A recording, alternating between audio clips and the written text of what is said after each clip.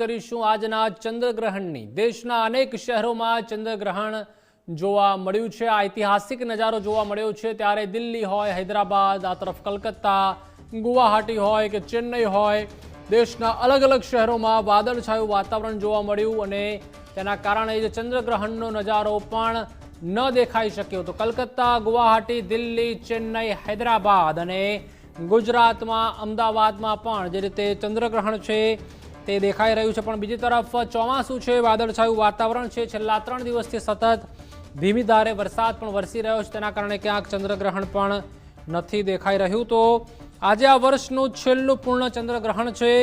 ત્યારે આ ગ્રહણ ભારત સહિત વિશ્વના અલગ અલગ દેશમાં પણ દ્રશ્યમાન થવાનું છે। ત્યારે જ્યોતિષ અને ખગોળશાસ્ત્ર બંનેના દ્રષ્ટિકોણથી તેને ખૂબ જ ખાસ માનવામાં આવે છે।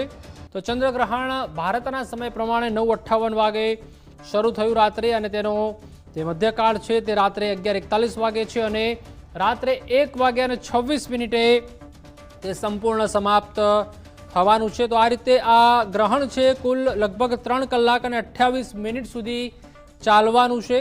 તો સૂતકાળ જે છે તે બપોરે 12:58 વાગે શરૂ થઈ ગયો હતો।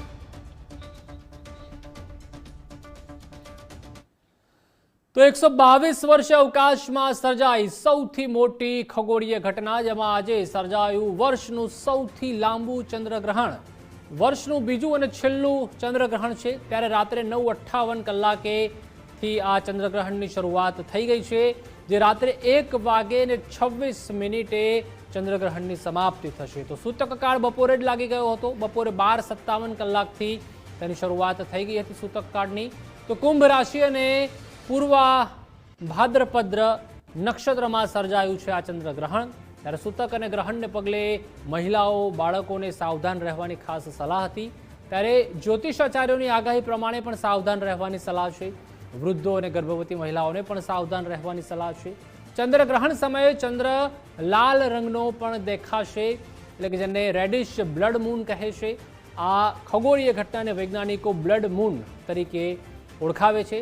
ત્યારે દિલ્હી, ચંદીગઢ, જયપુર, લખનઉ, મુંબઈ અને અમદાવાદમાં પણ જે રીતે ચંદ્રગ્રહણના અગાઉ પણ અમે આપણે દ્રશ્યો બતાવ્યા। દેશભરના મોટાભાગના શહેરોમાં ચંદ્રગ્રહણ દેખાઈ રહ્યું છે।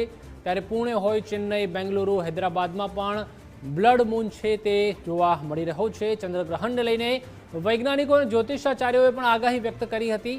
ત્યારે રાજકીય, ભૌગોલિક અને કુદરતી સ્થિતિઓ મુદ્દે પણ આગાહી વ્યક્ત કરવામાં આવી છે। ચંદ્રગ્રહણને પગલે સાવધાન રહેવાની પણ આગાહી વ્યક્ત કરાઈ છે। તો ચંદ્રગ્રહણનો કુલ સમય જે છે તે 3 કલાક અને 28 મિનિટનો રહેવાનો છે, એટલે કે રાત્રે 1:30 વાગ્યા સુધી, રાત્રે 11:01 વાગ્યાથી રાત્રિના 12:22 સુધી ગ્રહણની ચરમસીમા રહેશે। ચંદ્રગ્રહણનો જે પીક ટાઈમ છે તે રાત્રિએ 11:15 એટલે કે 11:42 રહેશે।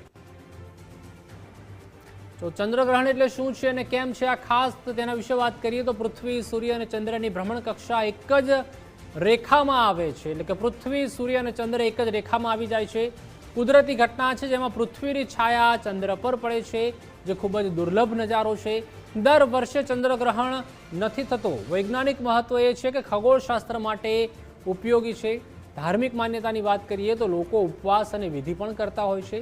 બ્લડ મૂન અસરની વાત કરીએ તો ચાંદ એકદમ લાલાશવાળો દેખાય છે, એટલે તેના કારણે તેને રેડ બ્લડ મૂન પણ કહેવામાં આવે છે। ચંદ્રગ્રહણ છે તે કઈ રાશિ માટે શુભ અને અશુભ છે તેની વાત કરીએ તો મેષ રાશિ જે છે આપણી પહેલી રાશિ તેના માટે શુભ છે। બીજી રાશિ વૃષભ, તેના માટે પણ શુભ છે। કન્યા માટે પણ શુભ છે। કન્યા રાશિ એટલે કે પઠાણના જે જાતકો છે તેમના માટે શુભ છે। ધન રાશિવાળા માટે પણ શુભ છે। મિથુન રાશિવાળા માટે અશુભ છે। કર્ક રાશિવાળા માટે પણ તે અશુભ રહેવાનું છે।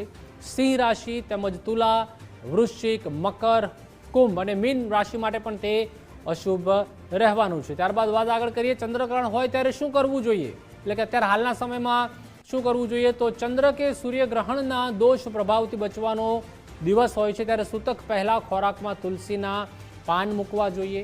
ગ્રહણ દરમિયાન ભગવાનનું સ્મરણ અને મંત્ર જાપ કરવો જોઈએ। જે પણ આપણા ઈષ્ટદેવ હોય જેને આપણે માનતા હોઈએ તેનું મંત્ર જાપ કરવું જોઈએ, તેમનું સ્મરણ કરવું જોઈએ। ચોખા છે, દૂધ છે, ઘી છે, સફેદ વસ્ત્ર છે અને ચાંદીનું ખાસ કરીને દાન પુણ્ય કરવું જોઈએ। દાન પુણ્યનું પણ ખૂબ જ મહત્વ છે।